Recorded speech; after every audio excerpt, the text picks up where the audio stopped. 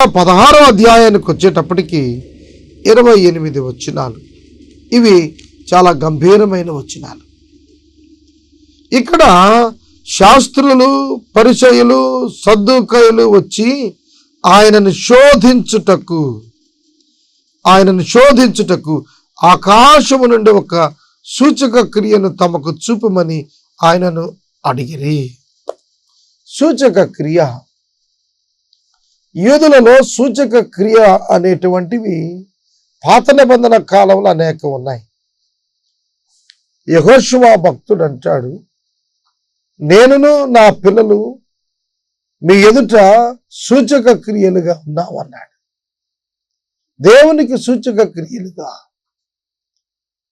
Bible గ్రంథం యెషయా గ్రంథంలో ఆహాజు రాజు మాట్లాడుతూ ఉన్నప్పుడు ప్రభు అన్నారు అతనితో, ఇదిగో నేను నీకు ఒక సూచన చూపిస్తాను. కన్యక గర్భవతి అయి కుమారునిగా అంటుంది, ఆయనకి ఇమ్మానుయేల్ అని పేరు పెడతారు. సూచన ఏమిటి? స్త్రీలు సాధారణంగా వివాహమైన తరువాత వారి సంసార జీవితం ఫలంగా గర్భం ధరిస్తారు. అయితే పురుషుడు లేకుండా గర్భం ధరించడం ఎట్లా సాధ్యం? అందుకే యెషయా భక్తులు రాసినటువంటి గ్రంథంలో ఆహాజరాజును గురించి దేవుడు మాట్లాడుతున్నాడు. కన్యక గర్భవతి అయి, సూచక క్రియ కనుక బైబిల్ గ్రంథంలో మనం చూస్తున్నప్పుడు గిద్యోను గురించి చూస్తాం. గిద్యోను ప్రత్యేకంగా యుద్ధాన్ని జయించడాన్ని గురించి సూచనలు అడిగాడు. గొర్రె బొచ్చుపై నీరు పడటం, ఒక రాత్రంతా చుట్టూతో మంచు పడి ఆ గొర్రె బొచ్చుపై పడకపోవడం, అలాంటి సూచన చూపించమన్నాడు. అట్లాంటి సూచన కోరిన వారికి ప్రభు ఇట్లా చెప్పారు. ఆకాశము నుండి ఎందుకు సూచక క్రియ అడిగారు. శాస్త్రులు, పరిసయ్యులు, సద్దూకయ్యులు చాలా నీతిమంతులుగా, ధర్మశాస్త్రం ఔపాసన పట్టిన వారుగా భావిస్తూ ఉండేవారు. కనుక వారు ఆకాశము నుండి సూచక క్రియ అడిగారు. చూడండి, మెజిషియన్స్ ఈ దినాల్లో చాలా మంది ఉన్నారు. ఈ మంత్రజాలం చేసేటువంటి వారు మెజిషియన్స్. నా చిన్నతనంలో జాదు అగర్వాల్ అనేటువంటి మెజిషియన్ అరౌండ్ నేను 9th క్లాస్లో ఉన్నప్పుడు 83, 84 ఆ సంవత్సరాల్లో ఏలూరు పట్టణంలో జాదు అగర్వాల్ అనే ఒక మెజిషియన్ వచ్చాడు. అతని గురించి అడ్వర్టైజ్మెంట్ ఇస్తున్నప్పుడు ఒక మనిషిని 3 భాగాలుగా మీ కనుల ఎదుటనే విడదీసి మరలా ఆ మనిషిని బ్రతికిస్తాడు అని ఇచ్చారు. అది ఆ దినాల్లో చిన్నపిల్లల మధ్య, స్కూల్స్ మధ్య సెన్సేషన్ అయింది. అందరం టికెట్స్ కొనుక్కొని స్కూల్స్ కూడా స్కూల్ తరపున అందరినీ తీసుకుపోయారు. ఒక మనిషిని ఒక బాక్స్లో కనులకు కనబడేట్టు నిలబెట్టాడు. ఒక రేకు తీసుకున్నాడు. ఆ రేకు తీసుకుని 3 భాగాలుగా ఆ రేకు ఇన్సెట్ చేస్తూ విడివిడిగా ఆ 3 భాగాలను తీసేశాడు. ఆ కళ్ళ ఎదుటే ఆ వ్యక్తి చేతులు కాళ్ళు గిలగిల కొట్టుకుంటూ, రక్తం బ్లీడ్ అయింది, ఏం లేదు, చిన్నపిల్లలం కదా, మా కనులు ఎదుటే 3 భాగాలుగా విడదీశాడు. ఆ తర్వాత 3 కలిపి మళ్ళా తీశాడు. అమ్మాయి బయటకు వచ్చింది. ఇప్పటికీ ఆశ్చర్యం నాకు, ఎట్లా జరిగి ఉంటుందా అని. ఒక సంచిలో నుంచి పావురం తీశాడు. ఆ సంచిలో అంతకుముందు ఏమీ లేదు. ఇది అన్ని టెక్నిక్ అంతా కూడా విద్యార్థులకు మళ్ళీ వర్ణించాడు. ఇది ఇంద్రజాలం, ఇందులో ఏమీ లేదు, ఇట్లా చేస్తాం. ఆ తర్వాత కానీ మాకు అర్థం కాలేదు. అలాగే ఆ రోజులలో కూడా ఇంద్రజాలం, మహేంద్రజాలం అంటారు చూశారు.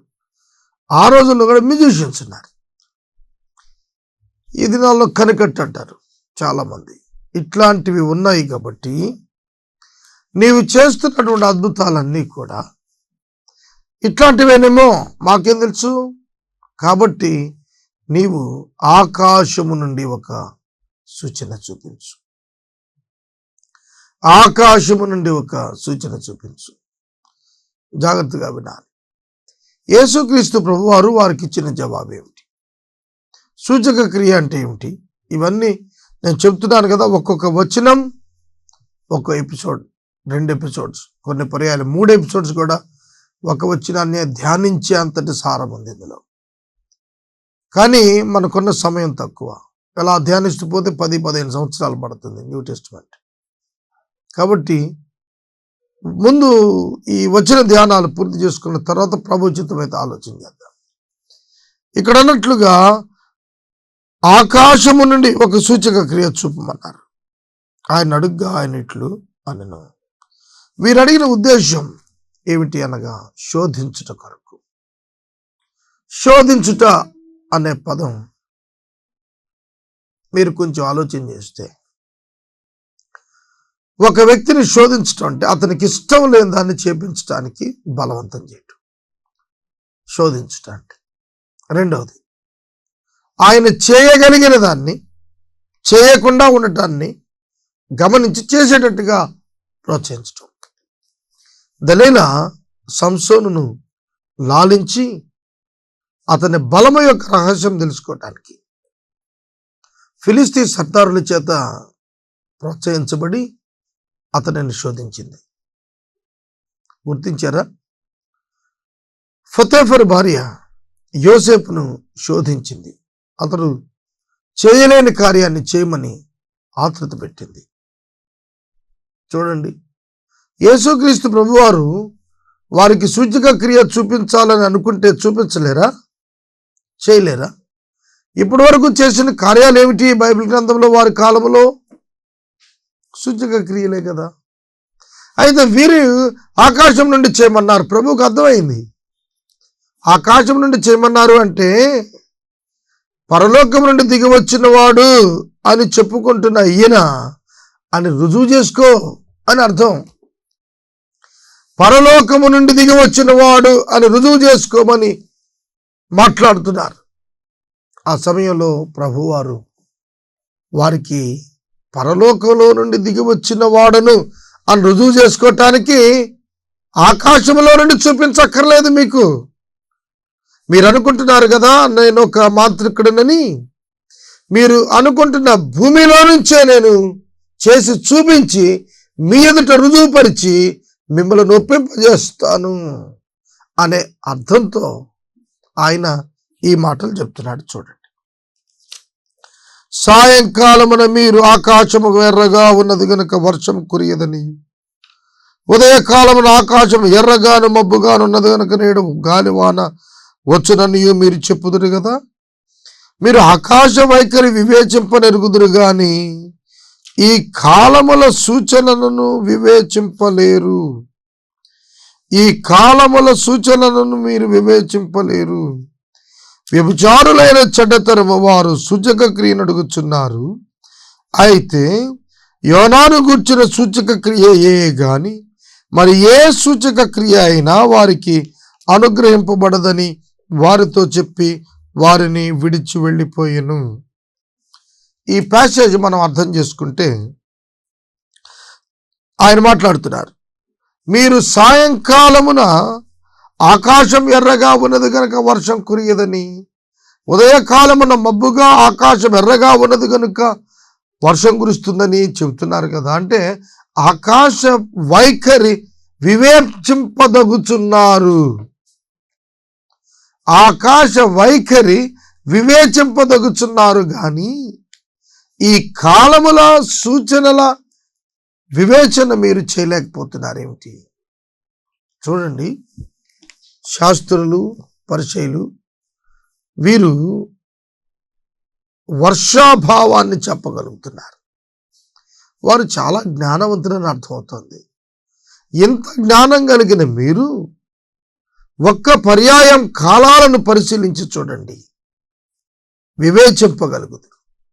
సోదరుడా సోదరి, లేఖనాలను పరిశీలించిన వారికి ఈ కాలములు సూచనలను పరిశీలించటం తెలుస్తుంది. అనగా విశ్వాసం ఉంచినటువంటి వారికి క్రీస్తు రాకడను గుర్చిన వివరం అర్థమవుతుంది. యేసుక్రీస్తు ప్రభు కన్యక గర్భాన జన్మించినది. ఆయన చేస్తున్న కార్యాలు, ఆయన చేస్తున్న బోధలు వారి కనులకు, వారి చెవులకు వారు తీసుకునటం లేదు. శాస్త్రులు, పరిసయ్యులు యేసును అంగీకరించక ఆయనను పరీక్షిస్తున్నారు. ప్రభు బైబిల్లో చెబుతోంది ఏమిటంటే, ఆయన్ని పరీక్షించి తెలుసుకోవటం కాదు, ఆయన పరీక్షించి నమ్మటం కాదు, ఆయనను నమ్మితే ఆయనను మీరు గ్రహిస్తారు. చాలా మంది అంతే ఈ దినాల్లో, ప్రభువా మీరు మాకు ఇది చేస్తే మేము ఇది చేస్తాం, నిన్ను నమ్ముతాం. ఏమిటి యేసయ్యకి అవసరం ఏంటి? నమ్మవలసిన అవసరత యేసయ్యది కాదు, నీది. యేసును నువ్వు నమ్మటం యేసు అవసరత, నీ అవసరత. నీవు ఆయనను నమ్మాలి. నువ్వు నమ్మటం కొరకు ఏం చేయాలో అది ఆయన చేసేసాడు సిలువలో. బైబిల్లో రాసి ఉంది. నువ్వు నమ్మటానికి ఆధారాలన్నీ కూడా బైబిల్లో రాసి ఉన్నాయి.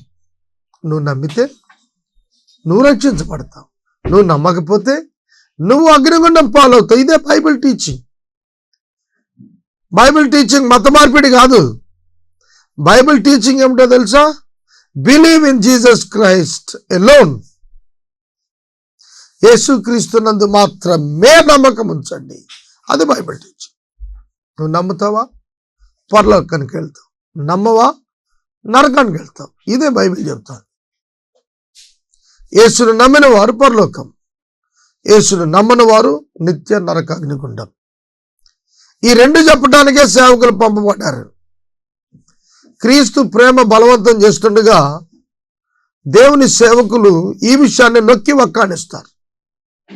దాన్ని అనేకులు మత మార్పిడి కొరకు అని బోధిస్తున్నారని, కరపత్రాలు పంచుతున్నారని, రకరకాలుగా అభ్యంతరాలు వ్యక్తం చేస్తూ అపార్థం చేసుకున్నారు. అంతే.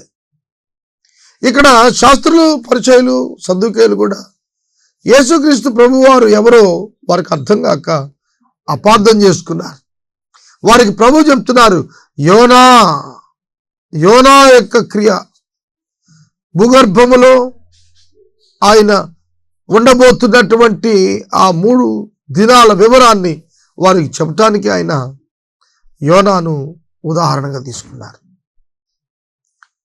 వ్యభిచారులైన చెడతరం వారు. ఎంత భయంకరమైన మాట ఇది. చెడతరం వారు, వ్యభిచారులైన చెడతరం వారు. సద్దుకేయులు, పరిచయులు ఏమని చెప్పుకుంటారు? మేము నీతిమంతులు అని చెప్పుకుంటారు. ప్రజలు ఏమంటున్నారు? వాళ్ళని నీతిమంతులను వందనాలు చెప్తున్నారు యూదులు.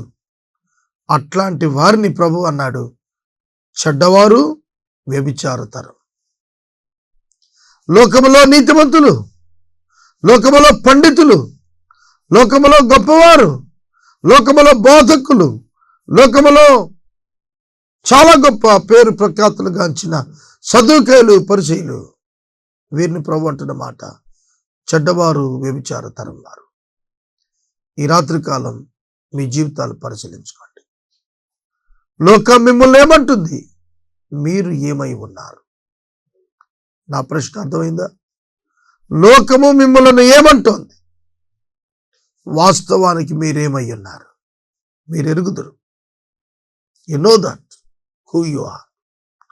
ఎవరు నీవెవరు నీకు తెలుసు. ప్రజలను మోసం చేస్తున్నావేమో. నీవేమై ఉన్నావు? నువ్వు ఒక బిషప్ అయ్యావా? నీ జీవితం ఎట్లా ఉంది? నీ కుటుంబం ఎట్లా ఉంది? నీ ఏకపత్ని వ్రతం ఎట్లా ఉంది? ఒకవేళ నువ్వు ఒక సేవకుడు అయ్యావా? నీ జీవితంలో కూడా మీ జీవితాలు ఎట్లున్నాయి? కుటుంబాలు ఎట్లున్నాయి? మీ సంబంధాలు ఎట్లున్నాయి? పరిశీలన చేసుకోకపోతే లోకంలో మనుషులు పొగుడుతున్నారని, లోకంలో మనుషులు గుర్తించారులే అని అంధకార మనసు పెట్టుకొని, వ్యభిచార జీవితాలు పెట్టుకొని, వ్యభిచార మనసు పెట్టుకొని, చెడుతనాన్ని కలిగి మీ జీవితంలో మిమ్మల్ని మీరు మోసం చేసుకోవద్దు. పరిచయులు, శాస్త్రులు హృదయాన్ని పరిశీలన చేసుకోకుండా, సదుకేయుల అంతరంగాన్ని పరిశీలన చేసుకోకుండా, తమ జీవితంలో తాము ఎప్పుడైతే తమను తాము నమ్ముకుని యేసును అనుమానించుతూ ఉన్నారు. వారి జీవితాలు నష్టములో ఉన్నాయని ప్రభువు సెలవిస్తున్నారు. సోదరుడా, సోదరి, ఈ రాత్రి కాలం మనం అలా ఉండకూడదు. యోనాను గురించిన సూచక క్రియ వారికి అనుగ్రహించబడబోతోంది. యోనాను గురించిన సూచక క్రియ గాని మరి ఏ సూచక క్రియ అనుగ్రహించబడదంటే ఏమిటంటే వారు కనుల ఎదుట యోనా సముద్ర గర్భములోనికి ఎట్లా వెళ్ళాడు 3 దినాలు. యేసు ప్రభు కూడా 3 దినాలు సముద్ర ఆ యొక్క భూగర్భంలో 3 దినాలు ఉండబోతున్నారు. యోనా చనిపోలేదు, యేసు శిలువపై మరణించాడు. యోనా ఆ యొక్క మత్స్యము యొక్క గర్భములో ప్రవేశించినప్పుడు చనిపోలేదు, యేసు భూగర్భంలో పెట్టబడినప్పుడు చనిపోయినాడు. యోనా తిరిగి లేచిన అనుభవం లేదు, యేసు పునరుద్ధానుడైన అనుభవాన్ని కలిగున్నారు.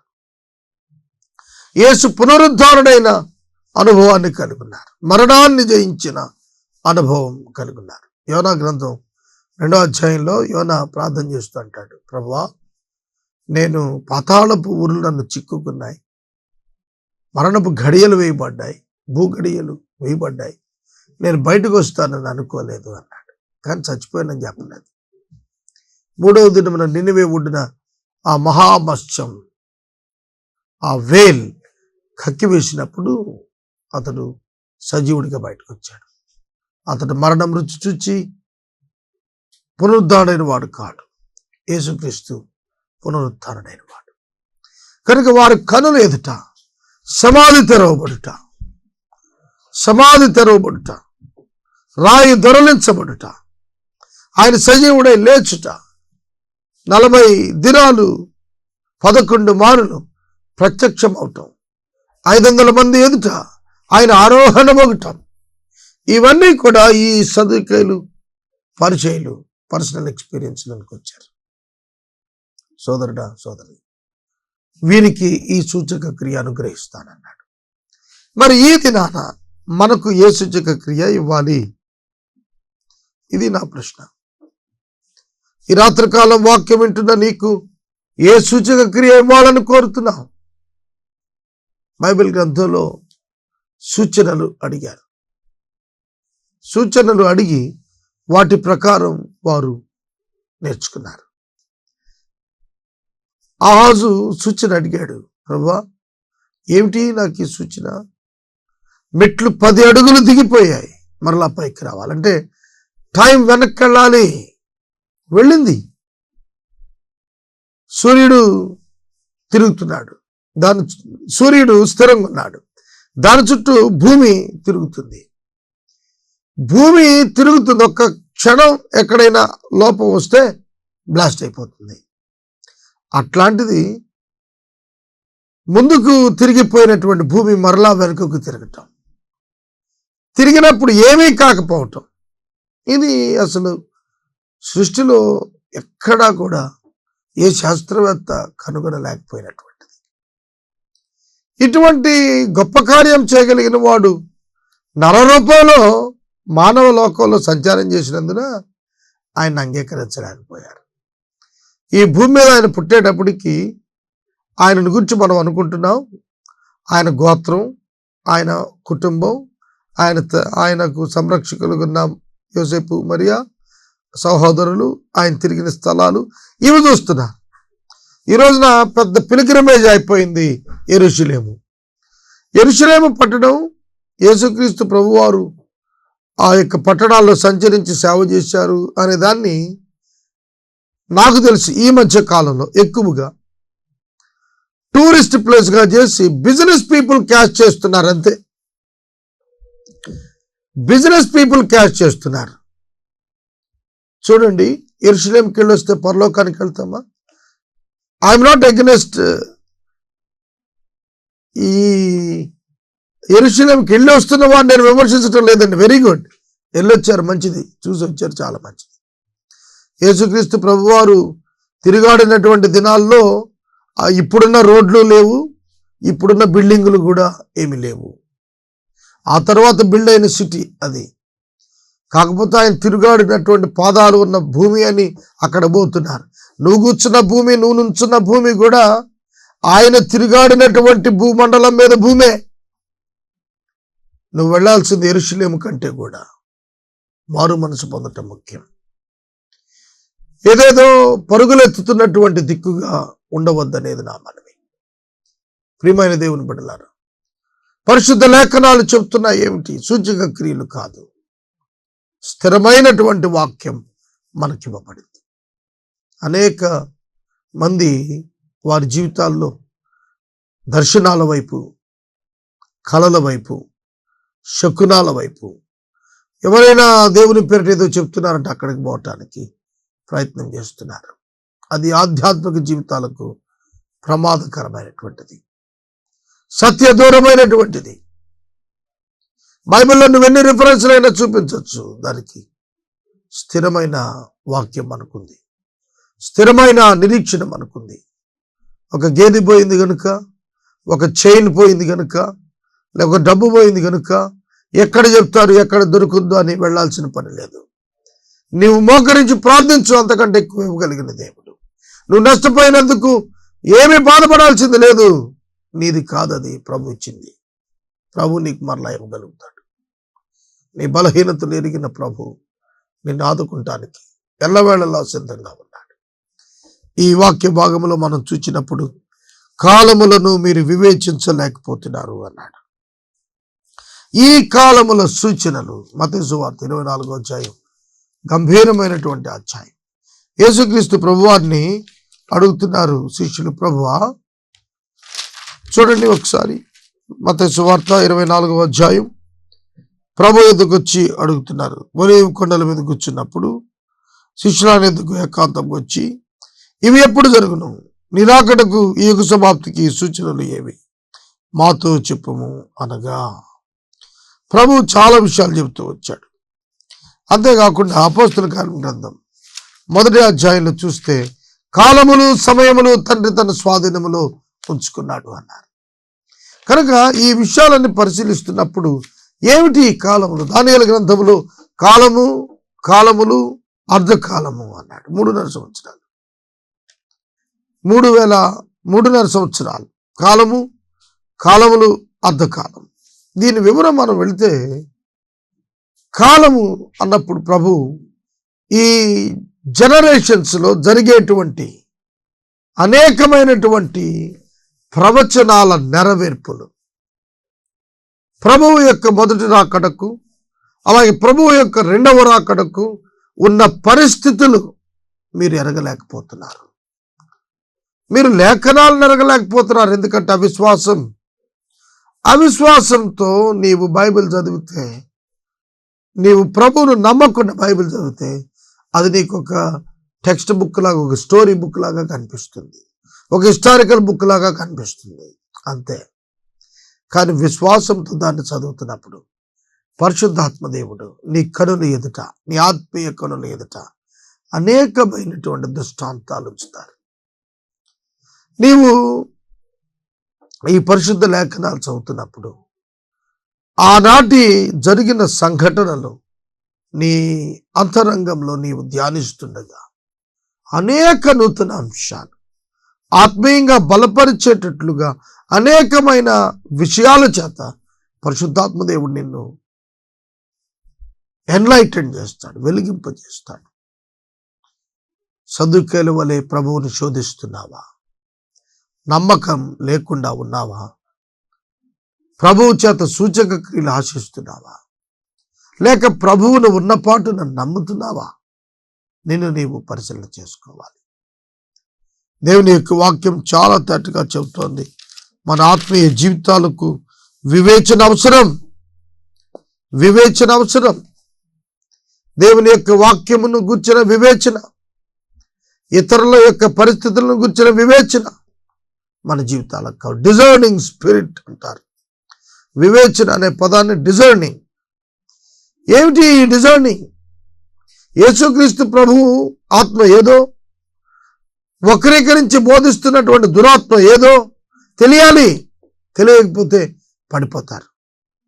కనుక యేసు బోధ ఏదో, యేసు బోధ కానిది ఏదో నీవు గుర్తింపకపోతే నువ్వు నాశనంలో పడతావు. అందుకే ప్రభు ఈ 5వ వచనం నుండి పరిసయ్యుల యొక్క, సద్దూకయ్యుల యొక్క పులిసిన బోధ, పులిసిన పిండి అంటే కరప్టెడ్ టీచింగ్, దీని గురించి హెచ్చరిక చేశారు. మాట్లాడుతూ ఏమిటంటే, చూచుకొనండి, పరిసయ్యుల సద్దూకయ్యుల అనువారి పులిసిన పిండిని గురించి జాగ్రత్త పడుడి అని వారితో చెప్పాడు. When the disciples reached the other side, they had forgotten to bring any bread. Jesus said unto them, watch and beware of the leaven of the Pharisees and Sadducees. శాస్త్రులు పరిసయ్యుల యొక్క పులిసిన పిండి, లీవెన్ పులిపిండిని గురించి జాగ్రత్త పడమన్నాడు, చూచుకోండి అన్నాడు. వీళ్ళు పిండి అనగానే వాళ్ళకు రొట్టెలు గుర్తొచ్చాయి. వీళ్ళు పిండి అని ప్రభు అనగానే వాళ్ళకు రొట్టె గుర్తొచ్చింది. అయ్యో, మనం రొట్టెలు మర్చిపోయి వచ్చామని అంటున్నాడా అని అనుకుంటున్నాడు. అది యేసు గ్రహించాడు, హృదయాన గ్రహించాడు. అల్ప విశ్వాసులారా, మన యొద్ద రొట్టెలు లేవని మీలో మీరు ఎందుకు అనుకుంటున్నారు?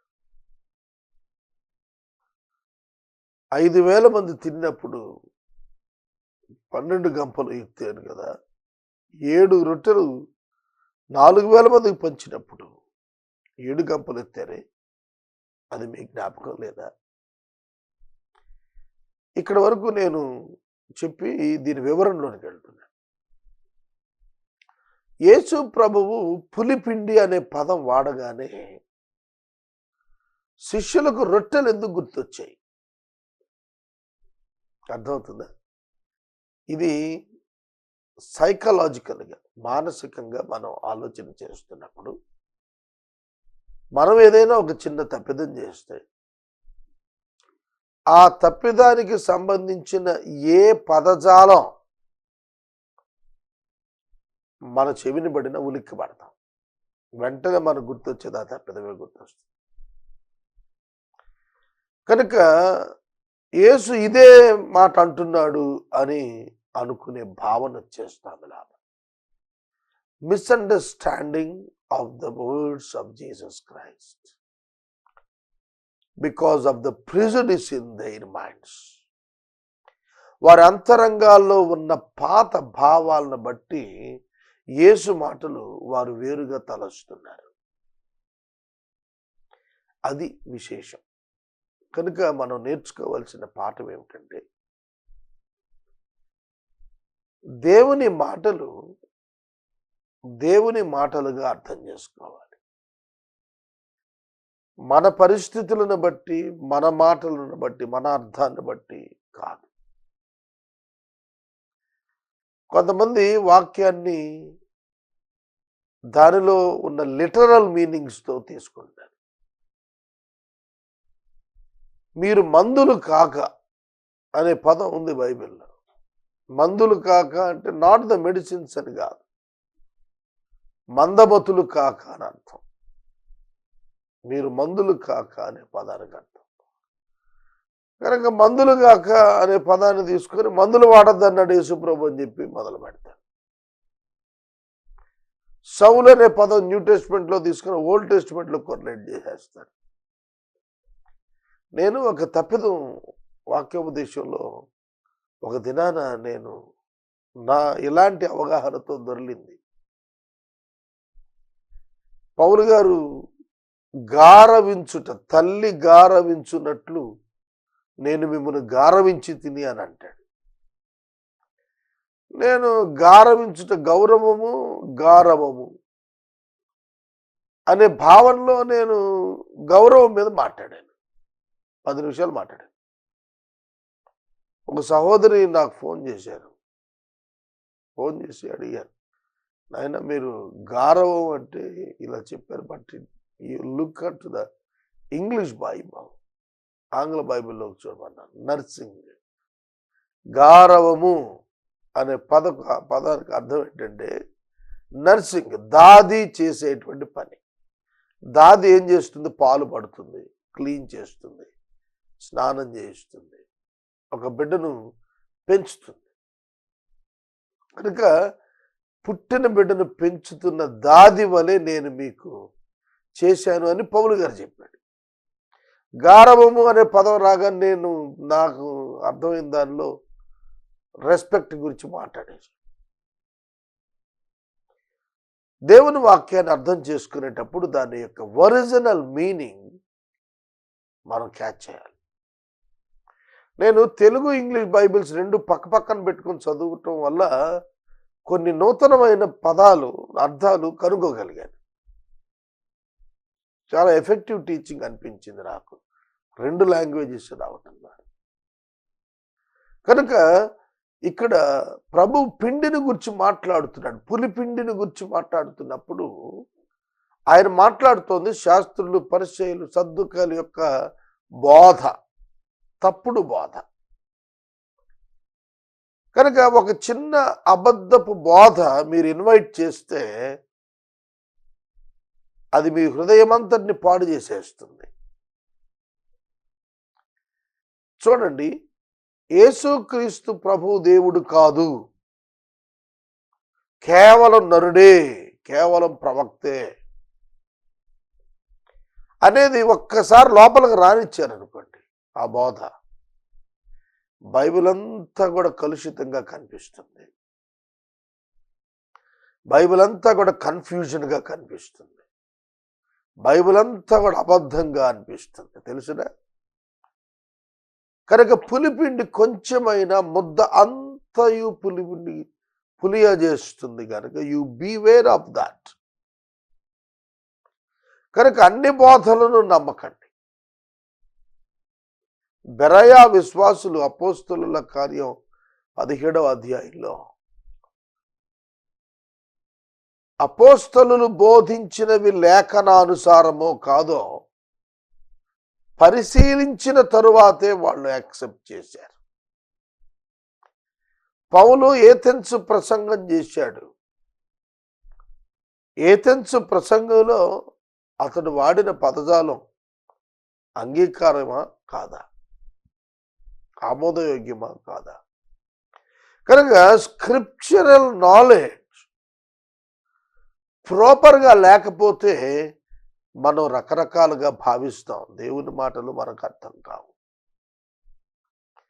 కనుక వక్రీకరించుకునేటువంటి విధానంలో బైబిల్ గ్రంథాన్ని చాలామంది తెలుసుకుంటున్నారు. అది కరెక్ట్ కాదు. యేసు అడుగుతుంది వారి బోధను గురించి జాగ్రత్త అయితే, వీళ్ళనుకుంటున్నారు మనం రొట్టెలు మర్చిపోయొచ్చాం కదా అందుకే అడుగుతున్నాడు అనుకుంటున్నాను. చూసుకోండి అంటే జాగ్రత్తగా ఉండడాయా ఈసారి అన్నట్టుగా అనుకుంటున్నాను. కానీ ప్రభు అంటున్నాడు, అయ్యో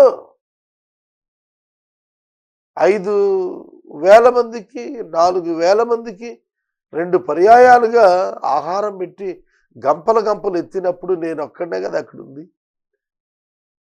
మరి నేను మీకు విరిచి ఇచ్చాను కదా, మరి ఇప్పుడు నేను మీతో పాటు ఉంటే రొట్టెల గురించి ఆలోచిస్తానేమిటి అంటే, వాళ్ళ ఉద్దేశం ఏంటంటే ఆయన రొట్టె విరిచి ఇచ్చినప్పుడు ఏదో ఒక డివైన్ పవర్ ఆయన మీదకి వచ్చి తర్వాత వెళ్ళిపోయినట్టుగా భావిస్తున్నారు తప్ప, ఆ పవర్ ఎప్పుడు ఆయనలోనే ఉన్నది. ఆయనే క్రియేటివ్ పవర్ దేవునికి ఒక్కడికే ఉంది. సృజించేటువంటి అధికారము, శక్తి దేవునికి ఉంది. సృష్టిని ఉనికిలోనికి తేవాలన్నా, ఉనికి నుండి సృష్టిని తొలగించాలన్నా కంప్లీట్గా అదొక్క దేవునికి మాత్రమే సాధ్యమయ్యేటువంటి విషయం, మరెవరికి సాధ్యం కాదు. కనుక రొట్టెలను 1000 మందికి పంచగలిగేటువంటి స్థితి ప్రభువు వల్ల జరిగింది. ఆయన పక్కన పెట్టుకొని ఇంకా రొట్టెల గురించి ఆలోచిస్తున్నారా అల్ప విశ్వాసులారా? Oh you the people of little faith. ఇవాళ మన పరిస్థితి కూడా అదేనండి. అల్ప విశ్వాసులారా, ప్రభు పిలుస్తున్న మాట మీరు గ్రహించండి. నేనెవరో గ్రహించండి. నేనేం మాట్లాడుతున్నానో గ్రహించండి. నా మాటల అర్థమేమిటో గ్రహించండి. సహోదరుడా, సహోదరి, యేసు మాటలు నీవు గ్రహిస్తున్నావా? యేసు మాటలు చాలా అర్థం కావు చాలా మంది. యోహాను సువార్త 6వ అధ్యాయంలో ప్రభు మాట్లాడుతూ, నా శరీరము తిని నా రక్తము త్రాగిన వాడే నిత్య జీవం గలవాడు. అప్పటి వరకు జన సమూహం ఆయన్ని విపరీతంగా వెంబడిస్తున్నారు. ఆ మాటలు పలుగ్గానే అన్నారు కొందరు, ఇతడు ఎలాగూ తన మాంసము రక్తము తిననీయగలడు. అప్పటి నుండి అనేకులు ఆయనను వెంబడించుట మానివేసిరి అన్నారు. అంటే యేసు ప్రభు తన శరీరం తిని రక్తం తాగమంటున్నాడు అని అంటే నరమాంస భక్షణ చేయమంటున్నాడనే అర్థం. వాళ్ళు అలా అర్థం చేసుకున్నారు, వారు అపార్థం చేసుకున్నారు. నా రక్తము నా శరీరము అని ప్రభువు చెప్పింది రక్షణ యేసుక్రీస్తు ద్వారానే. నా రక్తము శరీరము తాగిన వాడు ఎన్నటికీ చనిపోడు అన్నది యేసుక్రీస్తు ప్రభువును హృదయమున చేర్చుకున్నవాడు ఎన్నడూ మరణములోనికి వెళ్ళడు. శారీరక మరణం కాదని చెప్పింది, అగ్నిగుండం. శాశ్వతంగా అగ్నిగుండం నుంచి తప్పించబడతాడని ఆయన చెబితే ఇక అక్కడి నుంచి ఆయన మీద అలిగి వెంబడించడం మానేశారు. అబ్బో, ఆయన బోధ కరెక్ట్ కాదన్న. ఈనాడు చాలా మంది దేవుని యొక్క వాక్యాన్ని గ్రహించడంలో పొరపాటు చెందుతున్నారు. ఒక చాలా పెద్ద మత నాయకుడు, క్రైస్తవేతర మత నాయకుడు ఉదయాన్నే వాక్యం చెబుతున్నాడు. వాళ్ళ భాషలో వాళ్ళ మతపరమైన బోధ చేస్తున్నాడు. ఆ బోధ చేస్తున్నప్పుడు ఆదికాండము 1వ అధ్యాయంలో వెలుగు కమ్మనగా వెలుగు కలిగెను, 4వ దినమున సూర్యుడిని దేవుడు చేసినట్టుగా ఉంది. కనుక ఆయన అన్నాడు ఏమిటంటే, సూర్యుడు దినకరుడు లేకపోతే దినము లేదు. కనుక సూర్యుడు లేకపోతే మొదటి దినం, 2వ దినం, 3వ దినం ఎట్లొచ్చింది? 4వ రోజున సూర్యుడు వచ్చాడు అని అంటున్నారు. బైబిల్ ఇస్ రాంగ్ అన్నాడు. ఆదికాండ 18వ అధ్యాయంలో యెహోవా దేవుడు త్రిత్వం 3 వ్యక్తులుగా ప్రత్యక్షత వచ్చి అబ్రహాము వధించిన దూడ మాంసాన్ని తిన్నారు. బైబిల్లో దేవుడు గొడ్డు మాంసం తింటాడని అన్నాడు ఆయన. కనుక దేవుని గురించినటువంటి వాక్యాన్ని, దానిలో ఉన్న ప్రత్యక్షతను అర్థం చేసుకోకుండా మాట్లాడితే అటువంటి బోధలే వస్తాయి. మరొక క్రైస్తవేతర సోదరుడు నాతో మాట్లాడుతూ, ప్రభువా ప్రభువా అని నన్ను పిలుచు ప్రతివాడు పరలోక రాజ్యములో ప్రవేశింపడు గాని నా తండ్రి చిత్త ప్రకారం చేసేవాడే ప్రవేశిస్తాడన్న మాట తీసుకుని, యేసయ్య చెప్పాడు కదండి ఆయన్ని దేవుడని పిలిచిన వాళ్ళు పరలోకానికి వెళ్ళరని అని అన్నాడు. అది ఆయనకు అట్లా అర్థమైంది. కనుక హృదయములో ఉన్న దానిని బట్టి ఎదుట వ్యక్తి మాటలు గ్రహిస్తాము. కమ్యూనికేషన్ స్కిల్స్లో ఇది చాలా ప్రాముఖ్యంగా బోధించేటువంటి పాయింట్. నీ మనస్సులో ఉన్న దాన్ని బట్టే నువ్వు అర్థం చేసుకుంటావు. అందుకనే ఆగ్రహంతో ఉన్నప్పుడు నిర్ణయాలు తీసుకోవద్దు అంటారు. ఎందుకంటే మనకంతా అదే కోణంలో కనిపిస్తూ ఉంటుంది. సోదరుడా, సోదరి, యేసు దగ్గరుండగా రొట్టెలకు కొదివేమిటి? యేసు ఉండగా వేల మందిని వాళ్ళు ఫీడ్ చేశారు కదా అదే శిష్యులు. మరి ఇప్పుడు ఆ 12 మందికి రొట్టెల కోసం ఎందుకు ఆలోచన చేస్తున్నారు? అది అల్ప విశ్వాసం. అవిశ్వాసం కాదు, అల్ప విశ్వాసం. అయ్యో రొట్టెలు మర్చిపోయి ఇచ్చామని ప్రభు గద్దిస్తున్నాడు. ఇప్పుడు ఎలా? ఇవాళ నాది అదే పరిస్థితి. 8 ఎపిసోడ్స్ వచ్చాయి.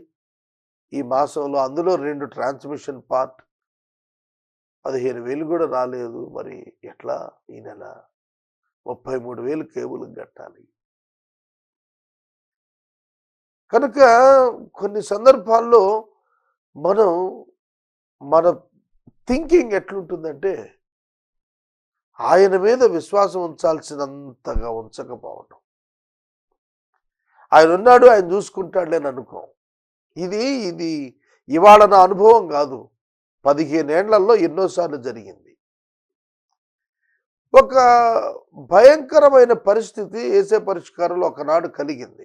సెయింట్ జేవియర్స్ హై స్కూల్ ఏరియాలో మన ఆఫీసు 2001, 2 ఆ ప్రాంతంలో ఉన్నప్పుడు, 3 ఆ ప్రాంతంలో ఉన్నప్పుడు తీవ్రమైన ఆర్థిక సంక్షోభం. అప్పట్లో నెలకి 18,000 అంత కట్టేవాడిని నేను కేబుల్కి.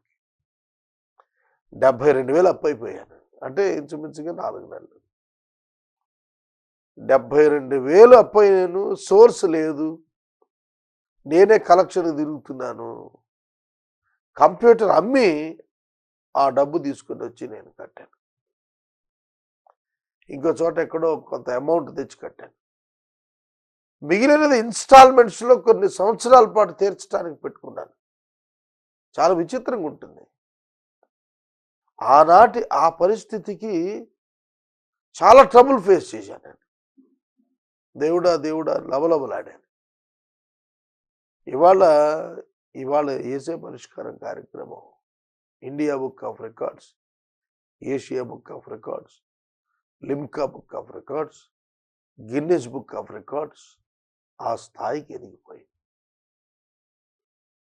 ఆనాడు ప్రారంభించిన నాడు ఉన్న విశ్వాసం పరిస్థితులు వ్యతిరేకం వచ్చేటప్పటికీ అల్ప విశ్వాసానికి వచ్చింది. ఇవాళకి నేను నాకు సర్ది చెప్పుకునేది ప్రతి మాసం అంతేనండి. నేను నా రికార్డ్స్ మీరు వెనక్కి వెళ్ళి చూస్తే మీకు అదే తెలుస్తుంది. మన రికార్డింగ్స్ కనుక మీరు చూస్తే ఈ నెలాఖరు అవుతుంది, ప్రభువు సమకూరుస్తారు, ఇచ్చేస్తారు. అది సాధారణంగా జరిగేటువంటిది.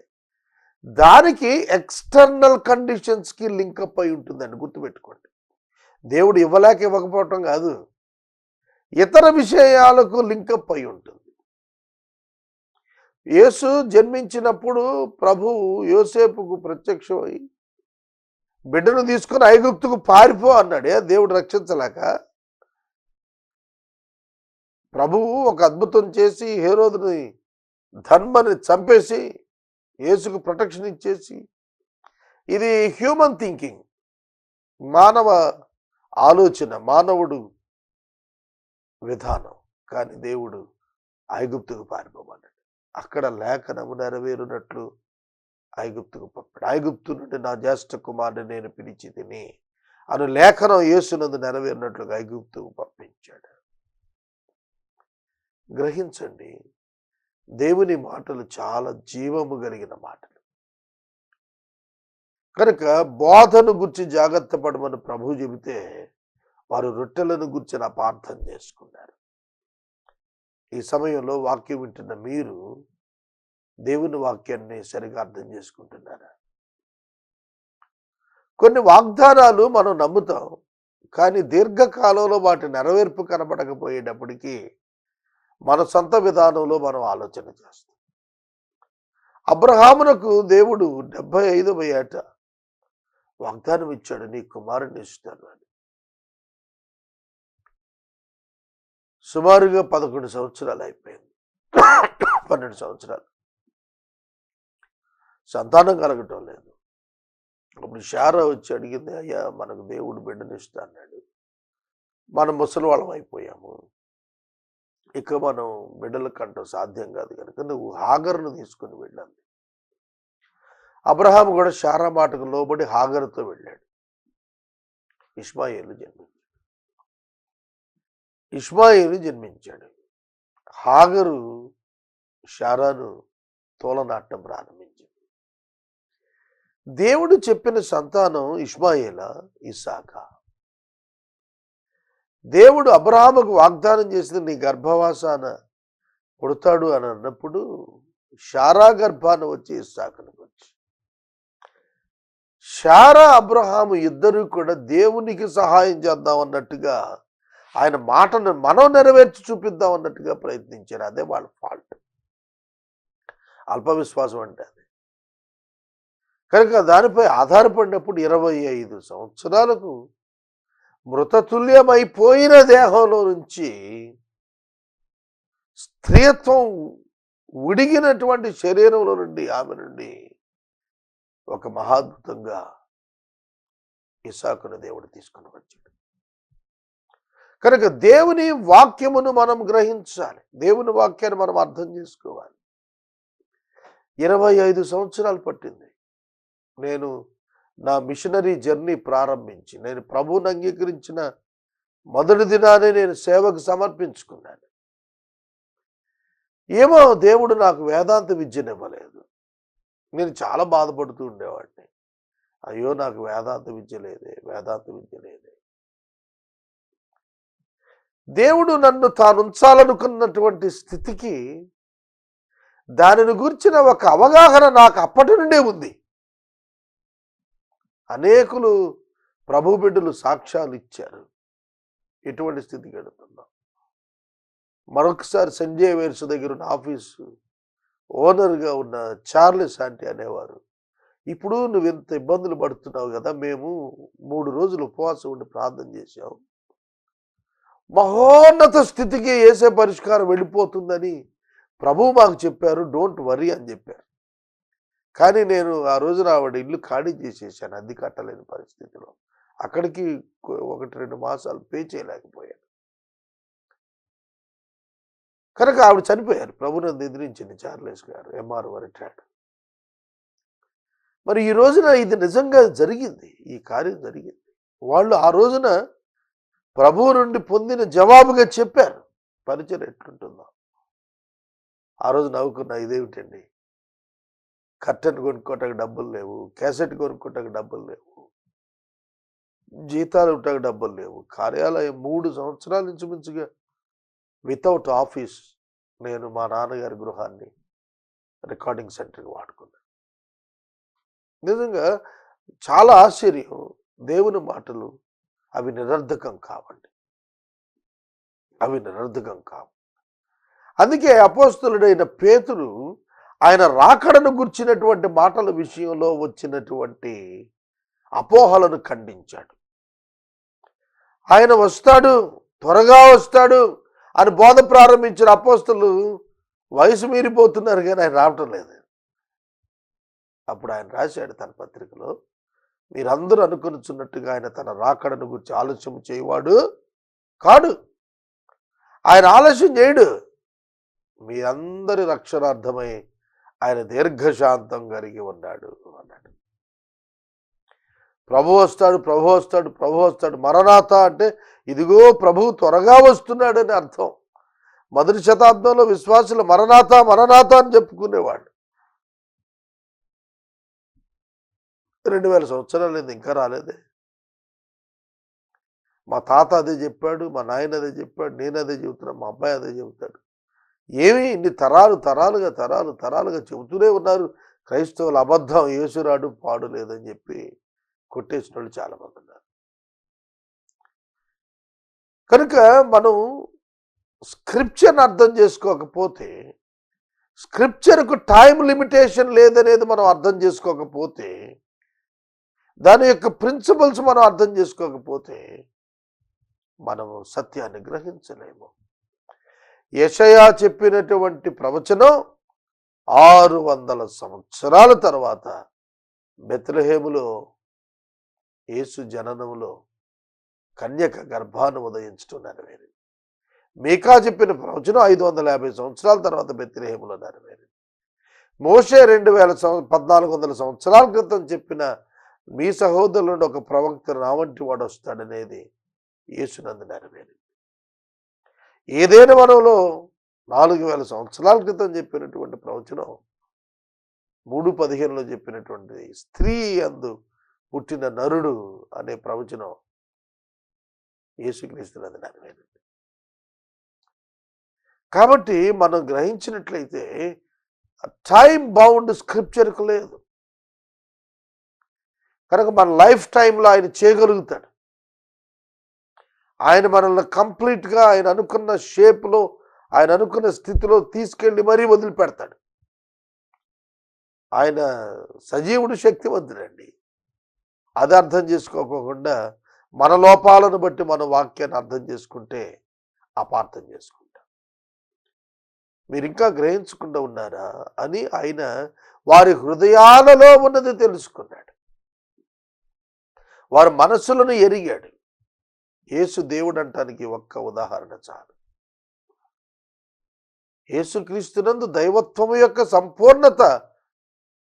సంపూర్ణంగా నివసిస్తుంది. 100%. The divinity is dwelling in the body of Christ.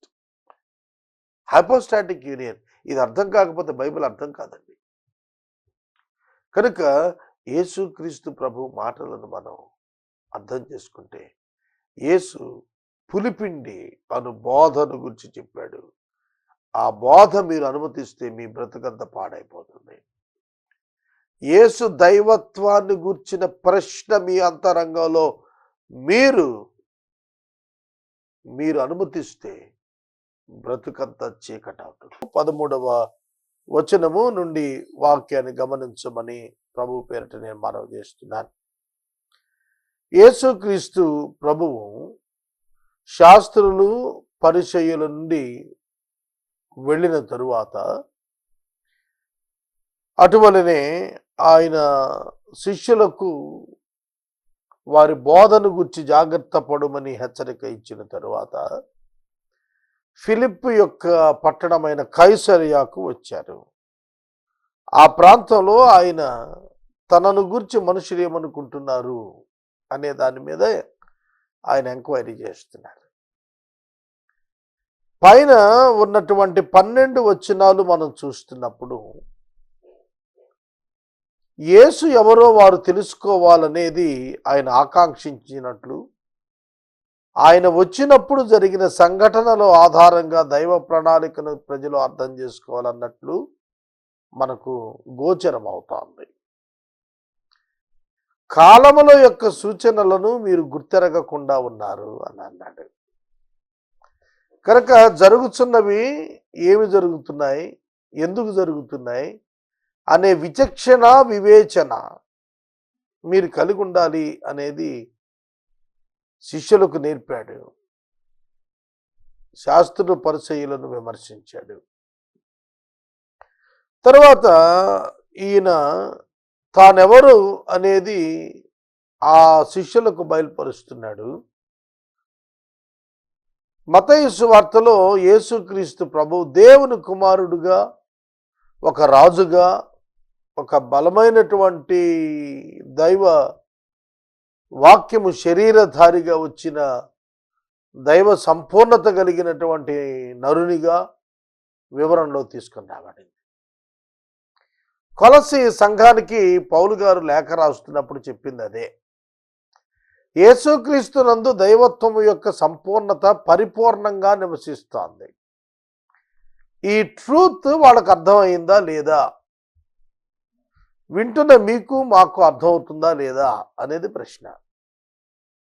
అందుకే యేసుక్రీస్తు ప్రభు మనుష్య కుమారుడు ఎవరని ప్రజలు అనుకుంటున్నారు, జనులు అనుకుంటున్నారు, చెప్పుకుంటున్నారని శిష్యులను అడిగాడు. ఒక సర్వే కండక్ట్ చేస్తున్నట్లుగా ఇక్కడ మనం భావించవచ్చు. యేసు నిన్ను గూర్చి ఆయన ఏమనుకుంటున్నాడు అనేది బైబిల్ గ్రంథంలో అనేకుల జీవితాల్లో మనకు కనిపిస్తుంది. యేసును గురించి జనులు ఏమనుకుంటున్నారనేది కూడా మనకు వివరించాడు. దీని నుండి మనం ఏం పాఠం నేర్చుకోవాలి? యేసు ప్రభువును గురించి అసలు మనమేమనుకుంటున్నాం, ప్రజలేమనుకుంటున్నారు అనేది ప్రభువు అడిగినప్పుడు ఏమని జవాబు వచ్చింది? కొందరు బాప్తిస్మం ఇచ్చి యోహాను అనుకుంటున్నారు, కొందరు ఏలియా అనుకుంటున్నారు, మరి కొందరు ఇర్మియా అనుకుంటున్నారు. చూడండి, కొందరు కొందరు కొందరు 3 భాగాలుగా విడదీసి చెబుతున్నాడు. కొందరు యోహానని, కొందరు ఏలియా అని, కొందరు ఇర్మియా అని. బాప్తిస్మం ఇచ్చి యోహాను చనిపోయిన తరువాత యేసు ప్రభువు చేస్తున్న అద్భుతమైనటువంటి కార్యాలను చూచిన వారు ఆఖరికి బైబిల్ గ్రంథంలో పరిపాలకులు సైతం హేరోదు కూడాను బాప్తిస్మం ఇచ్చు యోహానే యేసుక్రీస్తుగా సంచరిస్తున్నాడు, ఆయన ఆత్మ ఈయన మీద ఉన్నట్టుగా భావించాడు. Wrong understanding. కాబట్టి జనులు ఏమనుకుంటున్నారు నన్ను గూర్చి అనే భావన ఆయన అడుగుతున్నప్పుడు different opinions on Jesus Christ, వివిధ రకాలైనటువంటి అభిప్రాయాలు యేసుపై వాళ్ళు చెప్పారు. చనిపోయాడని అయినా కూడా యేసుతో ఉండి పనులు చేస్తున్నాడని ఒక అపోహ. మరికొందరు అనుకున్నారు ఏలియా అనుకున్నారు. ఎందుకని? మలాకీ గ్రంథం చివరిలో ఏలియా తిరిగి వచ్చి సమస్తం చక్కబెట్టునని వ్రాయబడిన మాట యేసుక్రీస్తుని గుర్చే అని అనుకుని కొందరు ఏలియా అన్నారు, కొందరు ఇర్మియా అన్నారు. ఎందుకంటే వెలిపించువాడు. యేసుక్రీస్తు ప్రభువు జీవించిన కాలంలో ఆయన 3.5 సంవత్సరాల పరిచర్య, 33.5 సంవత్సరాల జీవితాన్ని పరిశీలించిన వారు చెప్పినది ఏమిటంటే ఒక సీరియస్ పర్సనాలిటీ. యేసుక్రీస్తు ప్రభువును ఒక సీరియస్ పర్సన్గా వర్ణించారు. ఆయన హాస్యం చేసినట్టుగా, అనవసరంగా మాట్లాడినట్టుగా ఎక్కడ కనపడదు. పిన్ పాయింటెడ్గా అవసరం మేరకు ఆయన యొక్క మాటలు కనిపిస్తాయి. అందుకనే కొందరు ఆయన యొక్క స్వభావాన్ని చూచిన వాళ్ళు ఇర్మియా అన్నారు. ఇర్మియా కాలంలో ఇర్మియా యూదా వారు బబులోనుకు చెరకు వెళతారనేటువంటి ప్రవచన వాక్యాలు చెప్పటానికి యెరూషలేములో దేవుని చేత నియమించబడ్డాడు. కానీ యేసు ప్రభువు కూడా తీర్పును గూర్చి చెప్పటానికి లోకానికి వచ్చాడు. కనుక కంపారిటివ్గా ఏం జరుగుతుంది మనుషులకు అనేది చెబుతున్నాడు కాబట్టి ఈయన ఇర్మియా అయి ఉంటాడు అని కొందరు భావించారు. అయితే ప్రభువు సూటిగా శిష్యులతో మాట్లాడుతున్న మాట ఏమిటంటే, అసలు వాళ్ళందరూ సరే మీరేమనుకుంటున్నారు? జనసమూహాలు రకరకాలుగా అనుకుంటున్నారు, okay, but what about you? మీరేమనుకుంటున్నారు? అప్పుడు వాళ్ళు ఏమని చెబుతున్నారు? అందుకు సీమోను పేతురు, నీవు సజీవుడగు దేవుని కుమారుడైన క్రీస్తువు అని చెప్పాను. సజీవుడైన దేవుని కుమారుడైన క్రీస్తు, ఈ టైటిల్ చూడండి. సజీవుడైన దేవుని కుమారుడైన క్రీస్తు. దేవుని గురించి మాట్లాడినప్పుడు సజీవుడు అని రాశాడు. నువ్వు దైవ కుమారుడివి అని పేతురు చెప్పాడు. పేతురుతో ప్రభు వెంటనే అన్నమాట, అందుకు యేసు సీమోను బర్యోనా, నీవు ధన్యుడవు, పరలోకమందు నా తండ్రి ఈ సంగతి నీకు బయలుపరిచినే గాని నరులు నీకు బయలుపరచలేదు. మరియు నీవు పేతురువు, ఈ బండ మీద నా సంఘమును కట్టుదును, పాతాళపు ద్వారములు దాని ఎదుట నిలువ నేరవని నేను నీతో చెప్పుచున్నాను. ఈ వచనాన్ని కనుక మీరు గమనించినట్లయితే పేతురు జవాబు చాలా గంభీరమైన జవాబు. ఎన్ని ఎపిసోడ్స్ చెప్పినా కూడా అది సరిపోదు అని నేను భావిస్తాను. సీమోను బర్యోనా, నీవు ధన్యుడవు, ఎందుకంటే నీవు క్రీస్తు అని చెప్పేశాడు. యేసు క్రీస్తు ప్రభువును నీవు క్రీస్తువు అని డిక్లేర్ చేసిన శిష్యుల్లో మనకు సైమన్ పీటర్, సీమోను పేతురు కనిపిస్తున్నాడు. వెంటనే యేసు కితాబ్ ఇచ్చాడు, ఇది నీకు మనుషులు బయలుపరిచింది కాదు, రక్తమాంసాల వల్ల కాదు, పరలోకంలో ఉన్న ప్రభువే నీకు ఇది బయలుపరిచాడు. You are able to recognise Jesus Christ as the Son of God because God revealed his Son to you. దేవుడు తన కుమారుడు ఎవరో నీకు తెలియజేశాడయ్యా, ఇది నీ వల్ల కలిగింది కాదు, అది పైనుండి అనుగ్రహించబడింది. కనుక యేసుక్రీస్తు ప్రభువు దేవుని నుండి పంపబడిన వాడని, దేవుని వాక్యమని, శరీరధారిగా ఈ లోకాన నివసించినటువంటి వాడని, ఆకాశమునకు ఆరోహరణై తిరిగి పరలోకము నుండి ఆయన రానయ్యున్నటువంటి వాడని ఎవరైతే నమ్ముతారో వాళ్ళు యేసుని సరిగా గుర్తించినట్టు. అలాంటి వారు యేసుని సరిగా గుర్తించినట్టు. కనుక నీవు ధన్యుడవు అనే పదం అండర్లైన్ చేసుకోండి. దేవుని వాక్యాన్ని దేవుని వాక్యంగా ఎవరైతే నేర్చుకునగలుగుతారో, గ్రహించగలుగుతారో, యేసుని దేవుని కుమారుడిగా, యేసుని దేవునిగా ఎవరైతే తెలుసుకోగలుగుతారో వాళ్ళు నిజంగానే ధన్యులవుతారు. They will be saved. వాళ్ళు రక్షించబడతారు. ప్రభువు చెబుతున్నటువంటి మాట, నీవు పేతురువు, నీవు బండవు, నీవు కేఫా. ప్రభు అన్నటువంటి మాట, మరియు నీవు పేతురువు, పెట్రా, పేతురువు అన్నప్పుడు నీవు బండవు, నేను నా సంఘాన్ని నీ మీద కడతాను, పాతాళపు ద్వారములు దాని ఎదుట నిలబడనేరం అని నేను నీతో చెబుతున్నాను.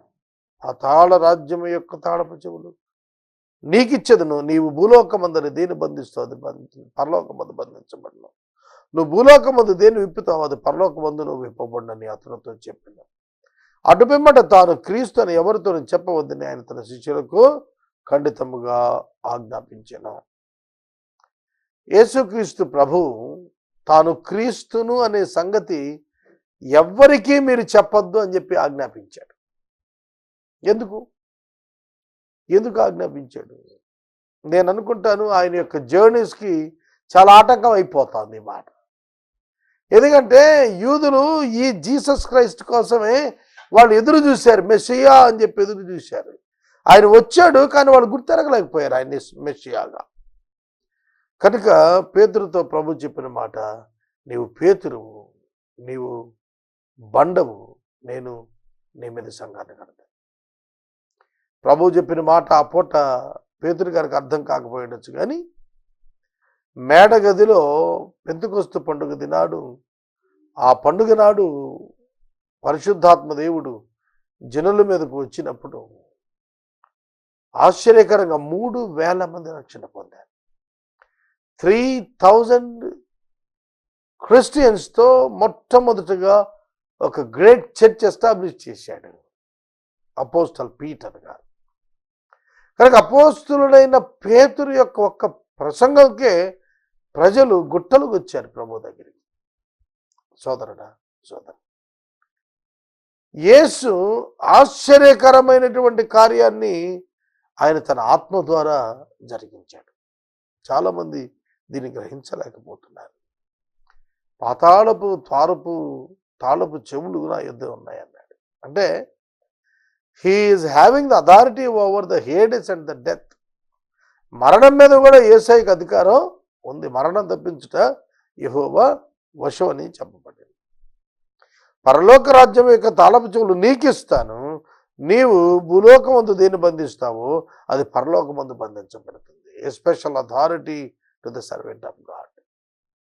ఒక మహోన్నతమైనటువంటి ఆశీర్వాదకరమైనటువంటి దీవెనకరమైనటువంటి భవిష్యత్తు దేవుడు పేతురు గారికి ఇచ్చాడు. పాతాళ రాజ్యం యొక్క తాళపు చెవులు నీకు ఇస్తాను, భూమి యందు నువ్వు దేన్ని బంధిస్తావో అది పరలోకమందు బంధించబడుతుంది, భూమి యందు నువ్వు దేన్ని విప్పుతావో అది పరలోకమందును విప్పబడుతుంది అని చెప్పినావు. అటు పిమ్మట తాను క్రీస్తు అని ఎవరితో చెప్పదని తన శిష్యులకు ఆయన ఖండితముగా ఆజ్ఞాపించినాం.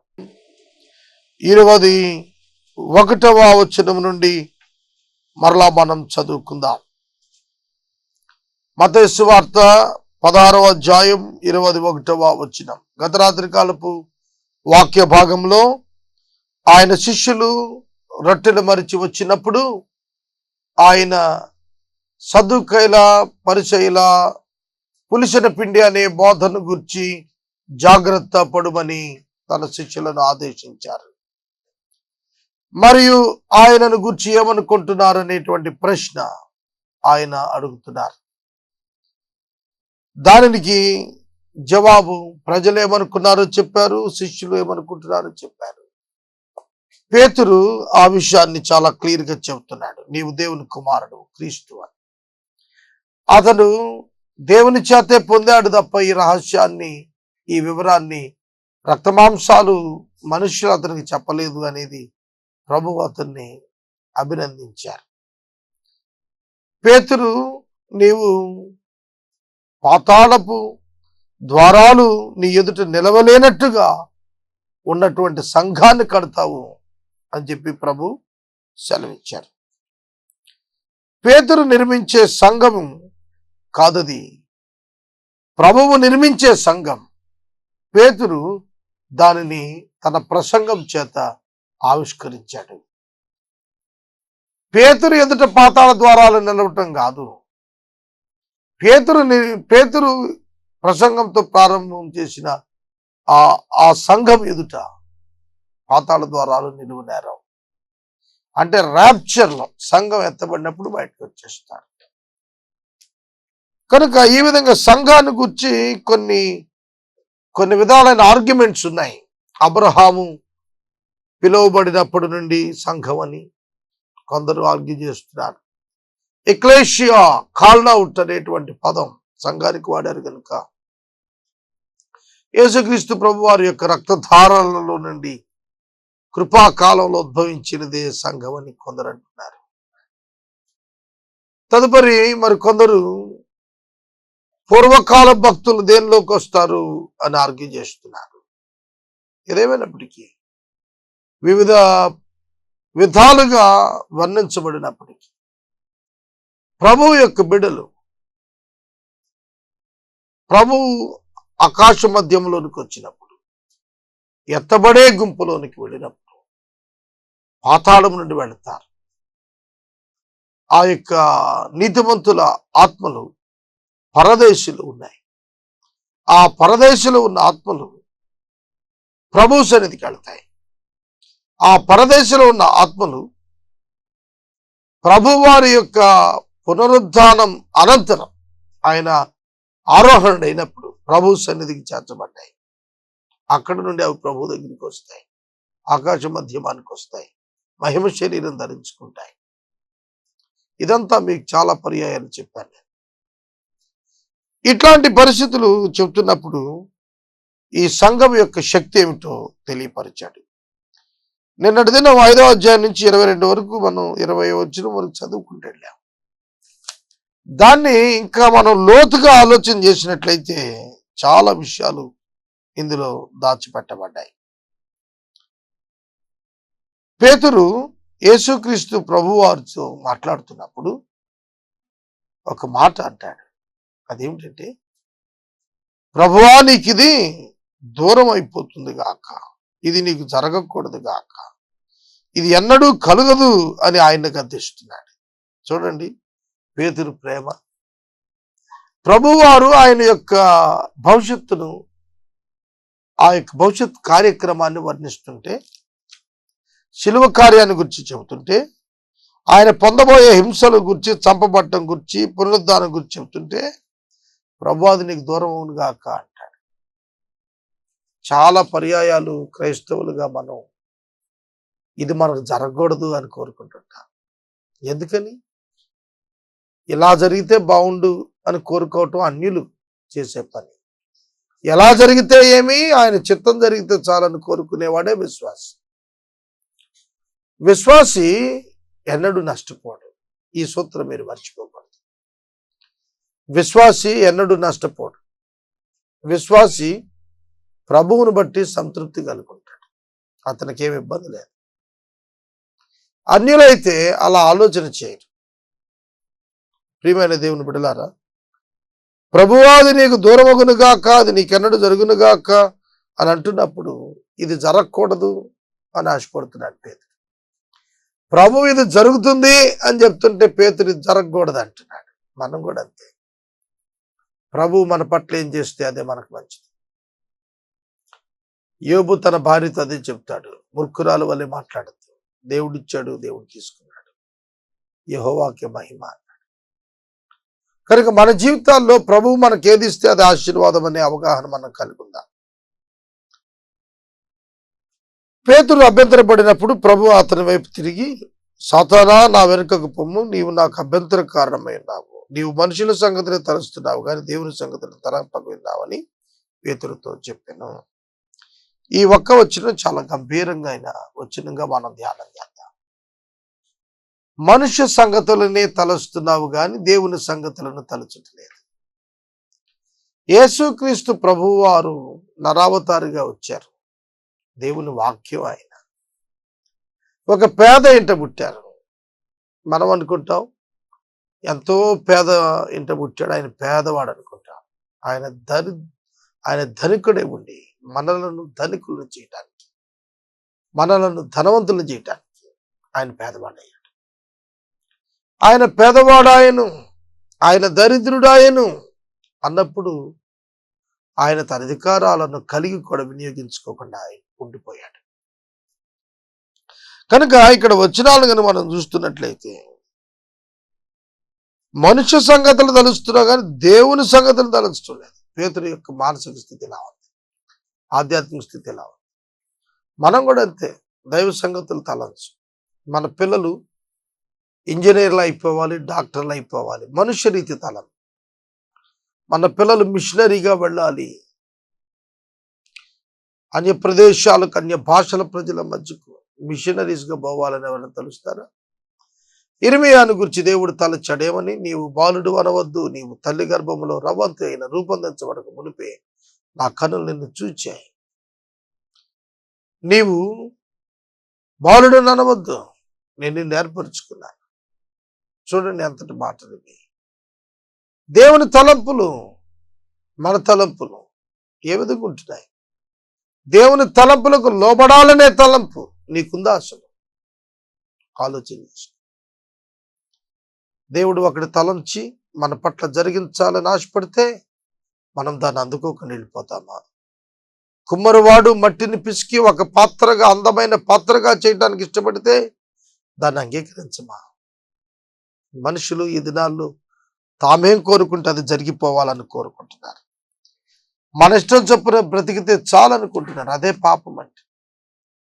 స్వచిత్తంతో జీవించాలని ఆశపడటం, దేవుని చిత్తాన్ని ప్రక్కన పెట్టడం. ఏదైనా వనంలో జరిగింది అదే. మానవుడు స్వచిత్తానికి లోబడ్డాడు, దేవుని చిత్తాన్ని పక్కన పెట్టాడు.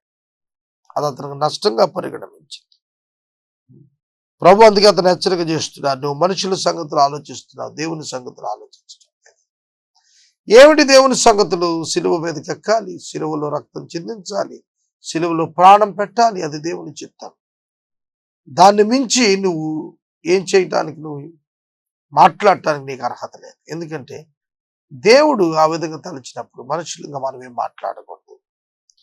మనిషిగా పేతురు భక్తుడు తానొక మనిషి సంగతులు ఆలోచిస్తున్నాడే తప్ప దేవుని అద్భుత ప్రణాళిక దాని గురించి అతను తెలుసుకోలేదు. అప్పుడు యేసు తన శిష్యులను చూసి, ఎవడైనా నన్ను వెంబడింపగొని ఎడల తను తాను ఉపేక్షించుకొని తన సిలువను ఎత్తుకొని నన్ను వెంబడింపగలను. యేసు చెబుతున్న మాట, నన్ను వెంబడించాలి అంటే వాడు సిలువ ఎత్తుకోవాలి, ఉపేక్షించుకోవాలి, వెంబడించాలి. 3 కార్యాలు. ఉపేక్షించాలి, తనను తాను కాదనుకోవాలి,